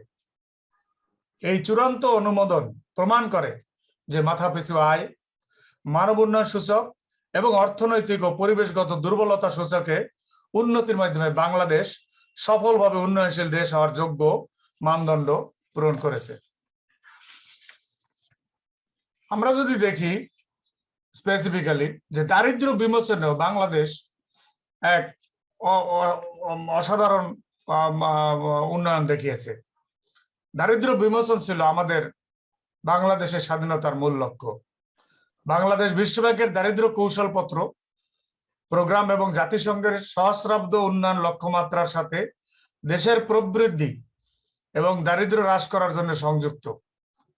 দারিদ্র নিরসনের জন্য বাংলাদেশের বর্তমান সরকার প্রধানমন্ত্রী শেখ হাসিনার নেতৃত্বে 100টি বিশেষ অর্থনৈতিক অঞ্চল প্রতিষ্ঠা, বিদেশি বিনিয়োগ ও বেসরকারি বিনিয়োগের প্রচার, প্রযুক্তি কাঠামো অবকাঠামো উন্নয়ন এবং কার্যকর নিরাপত্তা বেষ্টনী কর্মসূচি নিশ্চিত করার পরিকল্পনা ঘোষণা করেছে এবং বাংলাদেশ দারিদ্র হ্রাসে উল্লেখযোগ্য অগ্রগতি অর্জন করেছে। আমরা যদি বাংলাদেশ পরিসংখ্যান ব্যুরোর তথ্য দেখি তাহলে দেখবো যে বাংলাদেশ দারিদ্রে 1991 সালে 43.7% থেকে কমে 2018 সালে 20.5% নেমে এসেছে। যদি আমরা স্বাস্থ্য পরিচর্যার দিকে দেখি তাহলে দেখবো বাংলাদেশ যদিও বিপুল জনসংখ্যার দেশ, এখানে অনেক অগ্রগতি সাধন করেছে। বাংলাদেশ আমরা জানি সর্বদা সংক্রামক অসম্পূর্ণ উভয় রোগের বোঝার সম্মুখীন। অন্যদিকে জেন্ডার ভিত্তিক সহিংসতা, বিভ্রান্তিকর সংস্কৃতি বিশ্বাস, শিক্ষার অভাব, অপর্যাপ্ত স্বাস্থ্য সুবিধার কারণে দেশে নারী স্বাস্থ্যের অবস্থা নিম্নমুখী। এখানে শিশুর অপুষ্টিও একটি অন্যতম সমস্যা, কিন্তু আমাদের সরকার স্বাস্থ্যসেবার প্রতিবন্ধকতা কাটিয়ে ওঠার চেষ্টা করছে। টেকসই উন্নয়ন লক্ষ্যমাত্রা স্বাস্থ্য সূচক অনুযায়ী বাংলাদেশ স্বাস্থ্য খাতে উল্লেখযোগ্য অগ্রগতি অর্জন করেছে গত 50 বছরে। বাংলাদেশ 1979 সালে 202 থেকে 2018 সালে 5 বছরের কম বয়সী মৃত্যুর হার প্রতি 1000 জীবিত জন্মে 29-এ কমিয়ে এনেছে। 202 থেকে 29-এ কমিয়ে এনেছে। বাংলাদেশের শিশু মৃত্যুর হার 2019 সালে প্রতি 1000 জীবিত জন্মে 19.1 মৃত্যু ছিল, যা 70 সালে ছিল 93.6। অপুষ্টিতে শিশুর মৃত্যুর হার হ্রাস পেয়েছে গত কয়েক দশক এবং এখন 40%-এর নিচে। এটা সত্য যে এখনো সকলের জন্য প্রাথমিক স্বাস্থ্য পরিষেবা, মাতৃত্বকালীন স্বাস্থ্য, সংক্রামক রোগের প্রাদুর্ভাব নিরাপদ পানীয় জলের অ্যাক্সেস এবং স্যানিটেশন নিশ্চিত করতে অনেক চ্যালেঞ্জের মুখোমুখি বাংলাদেশ। আমরা যদি সাক্ষরতার দিকে দেখি, 1971 সালে বাংলাদেশ স্বাধীনতা লাভ করে, তখন সাক্ষরতার হার ছিল 17.6%। অনেক সাক্ষরতা কার্যক্রম শুরু করার মাধ্যমে সাক্ষরতার হার বাড়ছে। 90-এর দশকের গোড়ার দিকে female secondary school assistance programme বাস্তবায়নের পর এই ব্যবধান ধীরে ধীরে কমে আসছে। ইউনেস্কো রিপোর্ট অনুযায়ী 2018 সালে বাংলাদেশের সাক্ষরতার হার 73.91%, যার মধ্যে পুরুষের সাক্ষরতার হার 76.67 এবং মহিলাদের 71.18%। বাংলাদেশকে এখনো বয়স্ক সাক্ষরতার হার অর্জন করতে হবে। প্রাথমিক বিদ্যালয় স্তরে ঝরে পড়ার হারকে প্রাধান্য দিতে হবে এবং মানসম্মত শিক্ষা নিশ্চিত করতে হবে। খাদ্য নিরাপত্তা, আমাদের একজন ছাত্র বলেছে যে খাদ্য নিরাপত্তা বাংলাদেশে বেষ্টনী গড়ে তুলেছে। স্বাধীনতার পর বিদেশি সাহায্যের উপর ব্যাপক নির্ভরতার জন্য বাংলাদেশ আন্তর্জাতিক বাস্কেট কেস হিসেবে পরিচিতি লাভ করে। গত 50 দশকে বাংলাদেশ অনেক চ্যালেঞ্জ অতিক্রম করেছে এবং তার অবস্থার পরিবর্তন করেছে। সীমিত সম্পদ সহ অসামান্য অর্থনৈতিক কর্মক্ষমতা চিত্রিত করার কারণে বাংলাদেশ একটি সবচেয়ে অপ্রত্যাশিত উন্নয়নশীল দেশ হিসেবে সত্যি চিত্তাকর্ষক। কৃষি উন্নয়ন উদ্যোক্তা মনোভাব এই সাফল্যকে উন্মোচিত করেছে। চাষাবাদে নতুন উদ্ভাবন, কৃষি জমির সর্বোচ্চ ব্যবহার এবং মৎস্য হাঁস মুরগির খামারের উন্নয়ন স্বাধীনতার পর কৃষি উৎপাদন 3 গুণ করে বাংলাদেশ এখন খাদ্যের স্বনির্ভরতা অর্জনের খুব কাছাকাছি এসে পৌঁছেছে। আমরা যদি দেখি, গত 2 দশকে বাংলাদেশ নারীর ক্ষমতা নিশ্চিত করার ক্ষেত্রে উল্লেখযোগ্য অগ্রগতি করেছে। মাতৃ মৃত্যুর হার কমছে এবং মেয়েদের স্কুলে ভর্তির হার বাড়ছে। 30 লাখ নারী পোশাক শিল্পে কাজ করছে, যাদের শ্রমই বাংলাদেশের বৈদেশিক মুদ্রা অর্জনের প্রধান অবদানকারী। কিন্তু কম বেতনে সবচেয়ে বেশি বৈষম্যের সম্মুখীন হন নারীরা। ব্যাপক যৌন সহিংসতা, বাল্য বিবাহ নারীকে তাদের পূর্ণ সক্ষমতা অর্জনে বাধা দেয়। নারীর আইনগত অধিকার রক্ষায় বেশ কিছু আইন আছে, কিন্তু এসব আইনের প্রয়োগ আর কম। এখানে বাংলাদেশকে অগ্রগতি অর্জন করতে হবে। বাংলাদেশ এখন অর্থনৈতিক প্রবৃদ্ধির গতি ও সামাজিক বৈষম্যের বিপরীতে দাঁড়িয়ে আছে। স্বাধীনতার পর বাংলাদেশ সরকার দরিদ্র মানুষের জন্য একটি সামাজিক নিরাপত্তা বেষ্টনী বাস্তবায়ন করেছিল। বর্তমানে 10 মিলিয়ন নাগরিক আঞ্চলিক ও জাতীয় পর্যায়ে 132টি শ্রেণীবদ্ধ সামাজিক নিরাপত্তা বেষ্টনী কর্মসূচির আওতায় রয়েছে। কিন্তু এখনো দারিদ্র্য সীমার নিচে 39 মিলিয়ন নাগরিক রয়েছে। কোভিড-19 মহামারীর কারণে 2020 সালের জুন পর্যন্ত দারিদ্র্যের হার বেড়েছে। তাই সামাজিক নিরাপত্তা বেষ্টনী কর্মসূচির জন্য আরো বেশি মনে হয় বাজেট প্রয়োজন। সুশাসন ভীষণ বাস্তবায়নের চাবিকাঠি। এটি যে কোনো কর্ম পরিকল্পনায় স্বচ্ছতা ও জবাবদিহিতা নিশ্চিত করে। অর্থনৈতিক প্রবৃদ্ধি ও মানসম্মত জনসেবার জন্য সুশাসন প্রতিষ্ঠার কোনো বিকল্প নাই। সুশাসন নিশ্চিত হলে নাগরিকরা সরকারি নীতির প্রতি আস্থাশীল হয়, কারণ সুশাসন গণতন্ত্র প্রতিষ্ঠা করে, মানবাধিকার রক্ষা করে, নাগরিকদের জন্য ন্যায় বিচারের অ্যাক্সেস এবং লেআউট উন্নয়নের সুযোগ প্রদান করে। সাম্প্রতিক বছরগুলিতে আমরা যদি দেখি, সামষ্টিক অর্থনীতির টেকসইতা, নারীর ক্ষমতায়ন, রপ্তানি বৃদ্ধি এবং রেমিটেন্সে অভাবনীয় অগ্রগতি হয়েছে। আমাদের সরকার তথ্যের অ্যাক্সেস বাড়াতে সরকারি কার্যক্রমে ডিজিটালাইজেশন রূপান্তর করতে গভর্নেন্স উদ্যোগ নিয়েছে। সফলভাবে সহস্রাব্দ উন্নয়ন লক্ষ্যমাত্রা অর্জনের জন্য বাংলাদেশ সম্মানজনক জাতিসংঘ পুরস্কার পেয়েছে। এতদ সত্ত্বেও বাংলাদেশ বিভিন্ন খাতে অসাধারণ পারফরমেন্সের জন্য অনেক মর্যাদাপূর্ণ আন্তর্জাতিক পুরস্কারও পেয়েছে, আপনারা জানেন।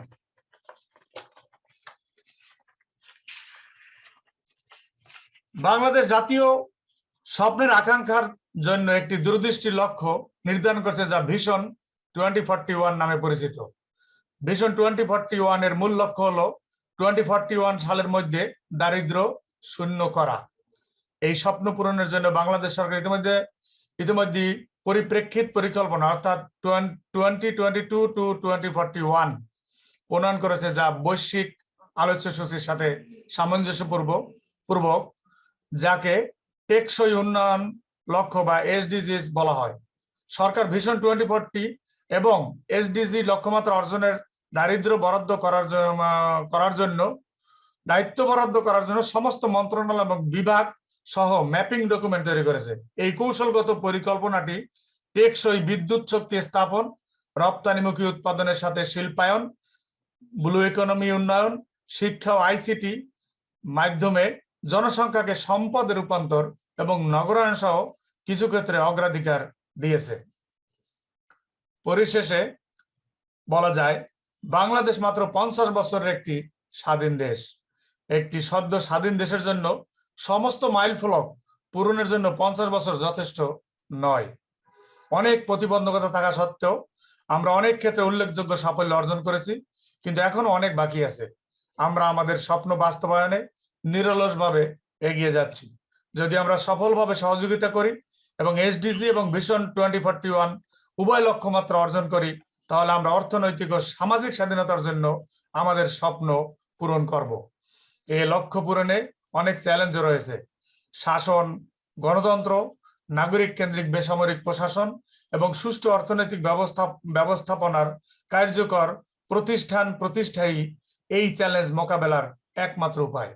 এটা আমাদের জন্য সুখবর যে আমাদের সরকার ইতিমধ্যে চ্যালেঞ্জ মোকাবেলায় উদ্যোগী হয়েছেন। 50 বছরের পেছনের বাংলাদেশ আর আজকের বাংলাদেশ অনেক ভিন্ন। আজ বাংলাদেশ একটি উন্নয়নশীল দেশ। তারপরও স্বাধীনতার এই সুবর্ণ জয়ন্তীতে বলতে হয় যে বিজয় এত দিয়েছে, তার কতটুকু প্রতিদান আমরা দিতে পেরেছি। বঙ্গবন্ধুর সোনার বাংলা এখনো অধরা। তাই সরকার তার স্বপ্ন পূরণে ভিশন 2021, ভিশন 2041 ও শতবর্ষ মেয়াদী বদ্বীপ পরিকল্পনা 2100 গ্রহণ করেছে। নিশ্চয়ই ভবিষ্যতে বিজয় আরো অর্থবহ হবে। কোনো এক সকালে ঘুম থেকে উঠে হয়তো সোনার বাংলা পাবো না, কিন্তু বঙ্গবন্ধুর এই বাংলা একদিন সোনার বাংলাই হবে, এই প্রত্যয় ও আশাবাদ ব্যক্ত করে আমি আমার বক্তব্য এখানে শেষ করছি। সকলকে আবারও বিজয়ের শুভেচ্ছা জানাচ্ছি। ধন্যবাদ। অসংখ্য ধন্যবাদ স্যার আপনার এই বিশ্লেষণধর্মী বক্তব্যের জন্য। সর্বশেষে বিনীতভাবে অনুরোধ জানাই আমাদের আজকের আয়োজনের সভাপতি, আমাদের অভিভাবক, আমাদের শ্রদ্ধাভাজন নর্দার্ন বিশ্ববিদ্যালয় বাংলাদেশের মাননীয় উপাচার্য প্রফেসর ডক্টর আনোয়ার হোসেন স্যারকে ওনার মূল্যবান বক্তব্য প্রদানের জন্য। ধন্যবাদ ফারজানা। আজকে নর্দার্ন বিশ্ববিদ্যালয়ের আয়োজনে 16 ডিসেম্বর 2021 বিজয় দিবসের সুবর্ণ জয়ন্তী প্রতিপালন উপলক্ষে আয়োজিত আজকের এই আনন্দ অনুষ্ঠানে মাননীয় প্রধান অতিথি নর্দার্ন ইউনিভার্সিটি বাংলাদেশ ট্রাস্টি বোর্ডের chairman professor doctor Abu Yusuf Mohammad Abdullah, উপস্থিত মাননীয় উপাচার্য প্রফেসর ডক্টর নজরুল ইসলাম এবং বঙ্গবন্ধু গবেষণা কেন্দ্রের মাননীয় নির্বাহী পরিচালক এবং নর্দার্ন ইউনিভার্সিটি বাংলাদেশের প্রাক্তন উপাচার্য প্রফেসর ডক্টর আনোয়ারুল করিম এবং আজকের অনুষ্ঠানের মডারেটর রেজিস্ট্রার কমান্ডার এম মনির ইসলাম, আমার সহকর্মীবৃন্দ এবং যাদের জন্য আজকের আয়োজন আমার প্রিয় ছাত্রছাত্রী বন্ধু বান্ধবীরা। আশা করি এই অনুষ্ঠানের শেষ প্রান্তে এসে তোমাদের ধৈর্যচ্যুতি এখনো যে হয়নি সেটি আমি পরিসংখ্যান দেখি বুঝতে পারছি। এখনো শতাধিক ছাত্রছাত্রী আমাদের সঙ্গে যুক্ত আছে। আমি আজকের এই অনুষ্ঠানে প্রথমেই স্মরণ করতে চাই বাংলাদেশের মহান স্থপতি, হাজার বছরের শ্রেষ্ঠ বাঙালি বঙ্গবন্ধু শেখ মুজিবুর রহমান, যিনি না হলে আজকে এই বাংলাদেশ স্বাধীন হতো না। এই বাংলাদেশ যে বিশাল মানচিত্র তারই নিপুণ হাতে আঁকা। উনি পাকিস্তান সৃষ্টির পর থেকেই স্বাধীন বাংলাদেশের স্বপ্ন আজন্ম লালিত করে গেছেন। অনেকেই মনে করেন যে হয়তো স্বাধীনতা জিনিসটি খুব সহজেই চলে এসেছে, কিন্তু সেটি সত্য নয়। আমি আগামী প্রজন্মের জন্য বলছি, তোমরা যারা পাকিস্তান আমলে, আমরা যারা পূর্ব পাকিস্তানের নাগরিক ছিলাম, কি বঞ্চনা কি লাঞ্ছনার শিকার আমরা সেদিন হয়েছি গত 22টি বছর ধরে, যার সবচেয়ে বড় বিস্ফোরণ আমরা দেখেছি স্বাধীনতা যুদ্ধের 9 মাসে। একটি স্বাধীন দেশের স্বাধীন নাগরিকের যে ন্যূনতম অধিকারগুলো সেদিন আমাদের ছিল না।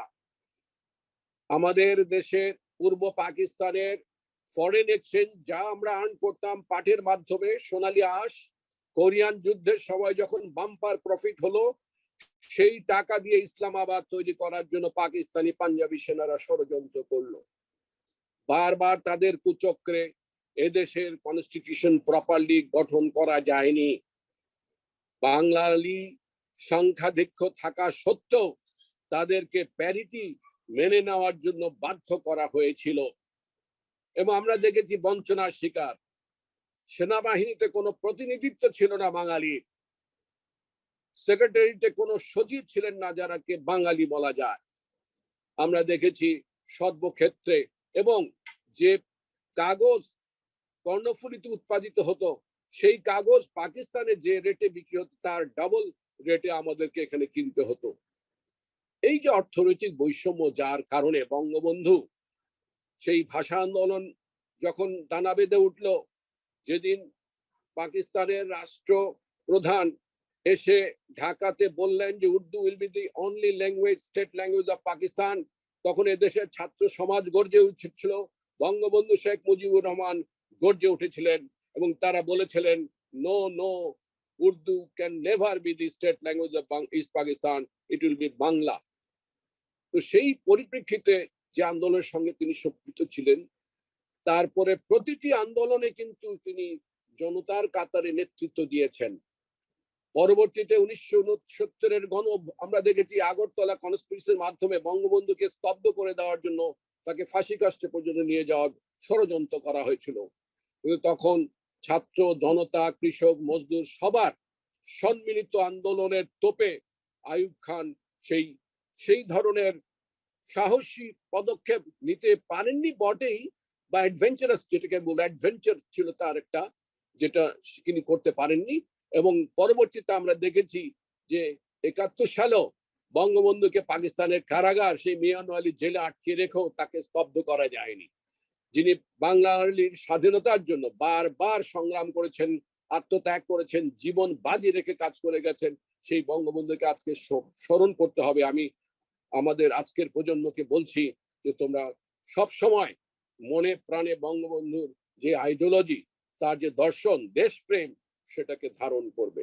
আমি আরো স্মরণ করছি আমাদের 30 লক্ষ বীর মুক্তিযোদ্ধা যারা শহীদ হয়েছেন সেদিন।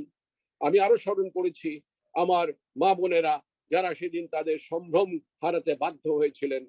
এই ঘটনাগুলোর সঙ্গে তোমাদের সংযোগ থাকতে হবে এবং এর মাধ্যমে আজকে তোমরা প্রতিজ্ঞাবদ্ধ হবে যে দেশকে ভালোবাসে, দেশ মাতৃকা ভালোবাসবে এবং দেশের জন্য প্রয়োজন হলে তোমরাও যেন সেই বীর মুক্তিযোদ্ধাদের মতো জীবন উৎসর্গ করতে প্রস্তুত থাকো। তাহলে বাংলাদেশের যে ইস্পাত কঠিন ঐক্য গড়ে উঠবে, যে ঐক্যের মাধ্যমে কোনো বিদেশি ষড়যন্ত্র কোনো দিন এখানে মাথা চাড়া দিয়ে উঠতে পারবে না। তোমরা জানো যে বর্তমান সরকারের বিরুদ্ধে বিভিন্ন ধরনের ষড়যন্ত্র হচ্ছে। আমাদের প্রাণ প্রিয় নেত্রী বঙ্গবন্ধু কন্যা শেখ হাসিনার বিরুদ্ধে বারবার ষড়যন্ত্র হচ্ছে। এই ষড়যন্ত্রগুলোকে রুখে দিতে হবে যদি আমরা সমৃদ্ধ সুখী বাংলাদেশ পেতে চাই। আমি আজকে অত্যন্ত আনন্দিত যে আমার ছাত্রছাত্রীরা অত্যন্ত তথ্যবহুল কিছু আলোচনা আজকে অবতারণা করেছে। তারা কিন্তু এই যে স্ট্যাটিস্টিক্স গুলো দিয়েছে সেগুলো কিন্তু বাংলাদেশের বাস্তব পরিচয়কে ফুটিয়ে তুলতে পেরেছে। এই যে ব্যাপারে তাদের যে পারদর্শিতা, এটা আমাকে রীতিমতো বিস্মিত করেছে। আমি আশা করি তোমরা বাংলাদেশের পরিসংখ্যান নিয়ে আলোচনা করবে। আগে যে সমস্যাগুলো আমাদের ছিল সেই সমস্যাগুলো কিভাবে আমরা ধীরে ধীরে সমাধান করার সুযোগ পাচ্ছি, সেটি স্বাধীনতা এসেছে বলে। আজকে স্বাধীনতা এসেছে বলে আমি আজকে বাংলাদেশের একটি স্বনামধন্য বিশ্ববিদ্যালয়ের উপাচার্য হতে পেরেছি। আজকে স্বাধীনতা এসেছে বলে আমরা বিভিন্ন জায়গায় বিভিন্ন প্রতিষ্ঠানে বাঙালিকে দেখেছি। আজকে আমাদের সেনাবাহিনী বাঙালি, আমাদের পুলিশ বাহিনী বাঙালি, আমাদের সচিবালয় বাঙালি, আমরা আমাদের পররাষ্ট্র মন্ত্রণালয় বাঙালি, আমরা স্বাধীনভাবে আমাদের পররাষ্ট্র নীতি আমরা নির্ধারণ করতে পারছি। এই যে স্বাধিকার, এটাই কিন্তু সবচেয়ে বড় আমাদের অধিকারের সত্তা এবং মানুষের সবচেয়ে বড় পরিচয়। বাঙালি 1000 বছর ধরে পরাধীন করেছিল, সেই পরাধীনতার গ্লানি থেকে যিনি আমাদেরকে মুক্ত করেছেন, সেই বীর মুক্তিযোদ্ধা বঙ্গবন্ধু শেখ মুজিবুর রহমানকে যেন আমরা কখনো ভুলে না যাই। আমরা এই বিশ্ববিদ্যালয়ের মাধ্যমে আগামী প্রজন্মকে যে আলোচনার মাধ্যমে যে বিষয়টি সবচেয়ে স্পষ্ট করতে চাই, সেটি হলো যে আমরা আমাদের লেখাপড়া, আমাদের কারিকুলাম সেটি তো আছেই, কিন্তু তার সঙ্গে বিভিন্ন নন কো কারিকুলার মাধ্যমে আমরা যেন দেশের সঙ্গে সংযোগ স্থাপন করি। দেশের যে জনগণ আছে, বিশেষ করে যারা এখনো অনগ্রসর, তাদের প্রতি যেন আমরা রীতিমতো আমাদের যে কর্তব্য আছে সেটি যেন পালন করি। আমার কাছে খুব ভালো লেগেছে আজকে যেগুলো আলোচনা হয়েছে, বিশেষ করে প্রফেসর আনোয়ার করিম, উনিও চমৎকার ভাবে বলেছেন। উনি গঠনমূলক কাজ করছেন, বঙ্গবন্ধু সেন্টারকে উনি যেভাবে গঠন করছেন এবং যে পরিকল্পনা নিয়েছেন, এটি অত্যন্ত আশাব্যঞ্জক। এখানে বলতে ভালো লাগছে আমার যে আমাদের মাননীয় প্রধান অতিথি কিন্তু এই বঙ্গবন্ধু সেন্টারের রূপকার। তারই প্রচেষ্টায় আজকে এই সেন্টারটা আমরা পেয়েছি, যেটি বাংলাদেশের মাননীয় প্রধানমন্ত্রী কর্তৃক অনুমোদিত একমাত্র বঙ্গবন্ধু গবেষণা কেন্দ্র। আমি যদি আমার নিজের ব্যক্তিগত কিছু বক্তব্য না তুলি আজকে এই 16ই ডিসেম্বরের বিজয় দিবসে, তাহলে হয়তো আমার বক্তব্য অপূর্ণ থেকে যাবে। আমরা জানি যে এদেশে যখন 25শে মার্চে হানাদার বাহিনী তারা রেইন অফ টেরার শুরু করে দিল, যেটি অ্যান্থনি মাস্কারেন্সের একটি রিপোর্ট এসেছিল, for gods sec Dhaka is a city raised under the grounds. অর্থাৎ তারা বিশ্ববিদ্যালয় হলগুলোতে অপারেশন চালালো, তারা শিক্ষকদের হত্যা করলো, ছাত্রদের হত্যা করলো, নির্বিশেষে জনগণ যারা রাত্রে ঘুমায় তাদেরকে পর্যন্ত হত্যা করলো, বিভিন্ন বাসা বাড়িতে গিয়ে আক্রমণ করলো এবং তার মাধ্যমে শত শত হাজার হাজার মানুষকে হত্যা করে তারা একটা ভয়াবহ নারকীয় দানবীয় কাণ্ড শুরু করে দিল, যার ফলে এই ঢাকা শহর থেকে পরদিন প্রচুর মানুষ বিভিন্ন জায়গায় চলে যায়।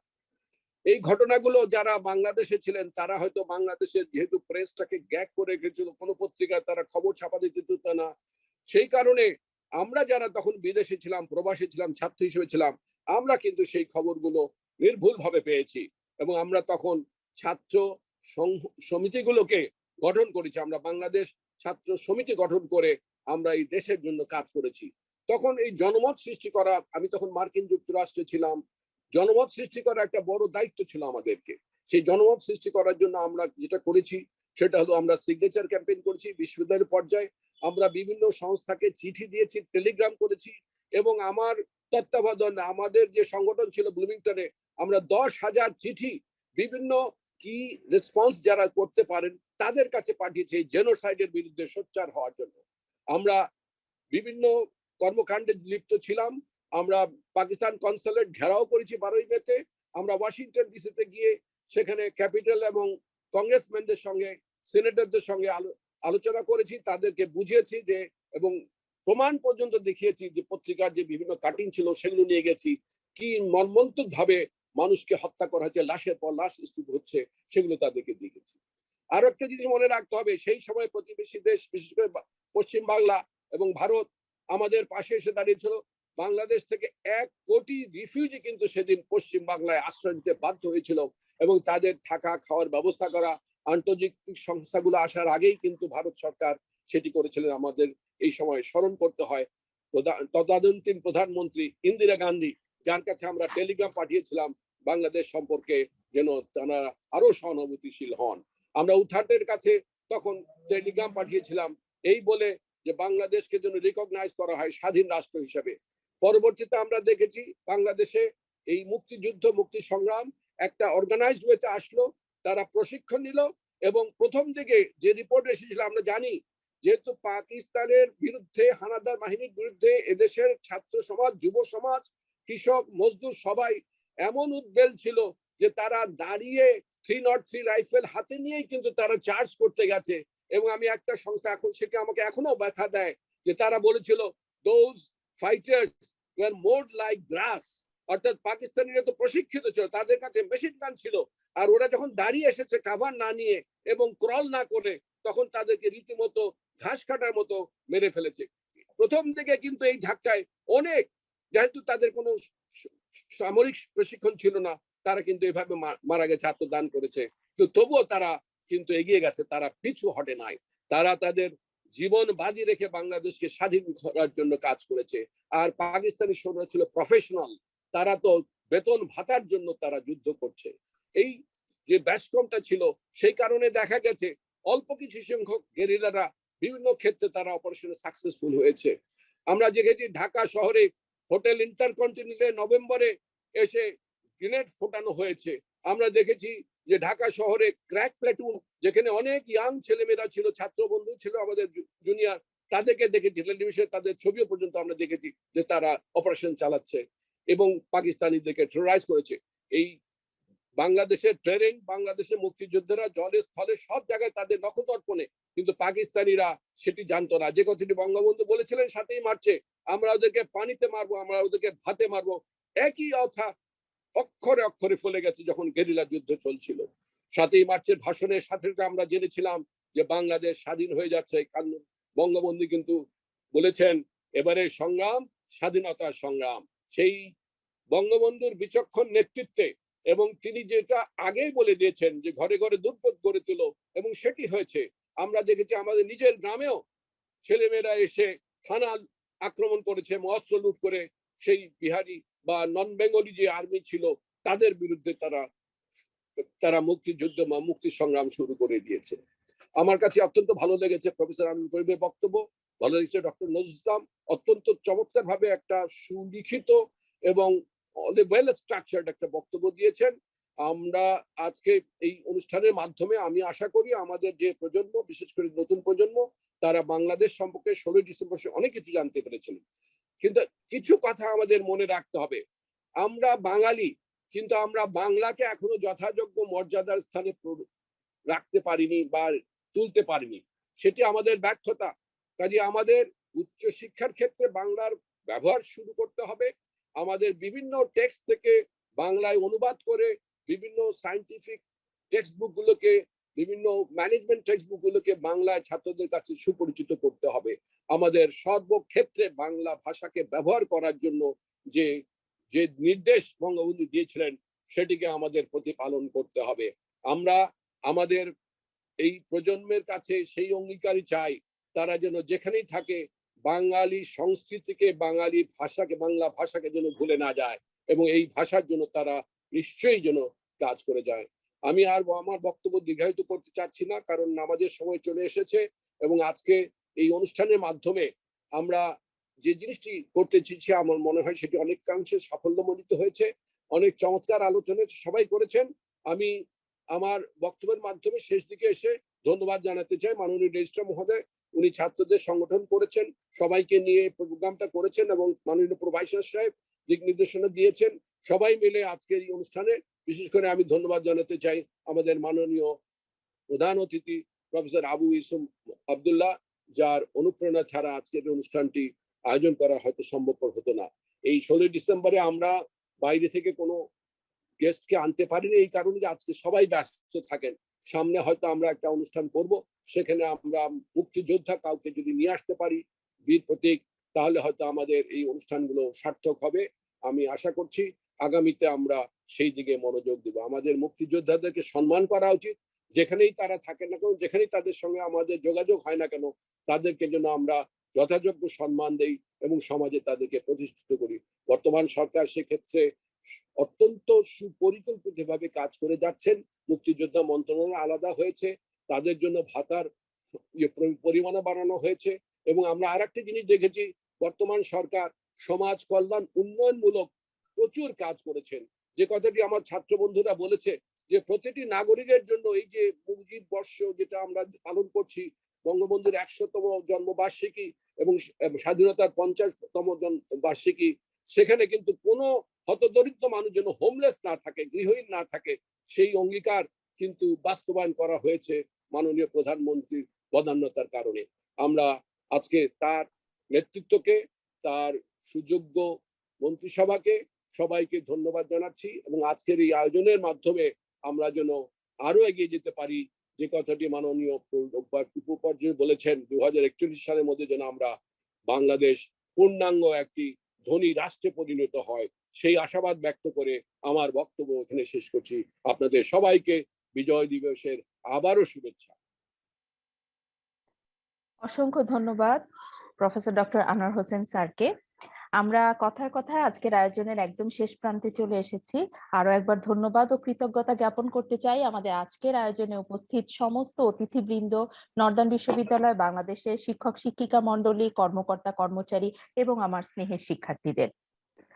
স্বাধীনতা ও বিজয়ের 50 বছর পূর্তিতে আসুন আমরা শপথ করি উন্নয়নের স্রোতধারায় ও আমাদের সম্মিলিত প্রচেষ্টার মাধ্যমে অবশ্যই সম্ভব আমাদের জাতির জনক বঙ্গবন্ধু শেখ মুজিবুর রহমানের আজন্ম স্বপ্নলালিত সোনার বাংলা গড়ে তোলার। এই প্রত্যাশা ব্যক্ত করেই আমি ফারজানা চৌধুরী সবার কাছ থেকে বিদায় নিয়ে নিচ্ছি। সবাইকে আরো একবার বিজয়ের শুভেচ্ছা। ধন্যবাদ।